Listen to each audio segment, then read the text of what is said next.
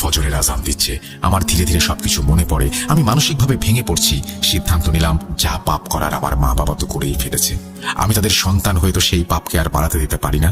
তাই তাদের পাপকে লঘু করার জন্য আমি নিজের মাথায় এত বড় পাপের বোঝা বয়ে নিলাম। সবাই আমাকে ক্ষমা করে দিও। আমি ছেড়ে দিচ্ছি এই পৃথিবীর মায়া। আর হ্যাঁ, আরেকটা কথা, এটা কিন্তু সম্পূর্ণ আমার সিদ্ধান্ত।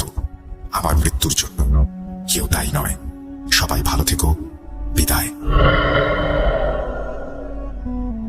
রাসেল ভাই, এতক্ষণ যে ঘটনাটি আপনি পড়ে শোনালেন সেটা আসলে একটি সুইসাইড নোট। 2015 সালে ঘটা একটি ঘটনা। মেয়েটি সুইসাইড করার পর থেকে এখনো পর্যন্ত তার মা বাবার কোনো খোঁজ খবর পাওয়া যায়নি। ওই বাড়ি থেকে অনেক দিন পর্যন্ত কোনো সারা শব্দ না পাওয়ায় প্রতিবেশীরা দরজা ভেঙে ঘরে ঢোকে এবং মৃতদেহ ওই সুইসাইড নোটটি আবিষ্কার করে। পরিবারের মান সম্মান বজায় রাখার স্বার্থে অনেক দিন পর্যন্ত এই ঘটনাটা ধামাচাপা দেওয়া হয়েছিল।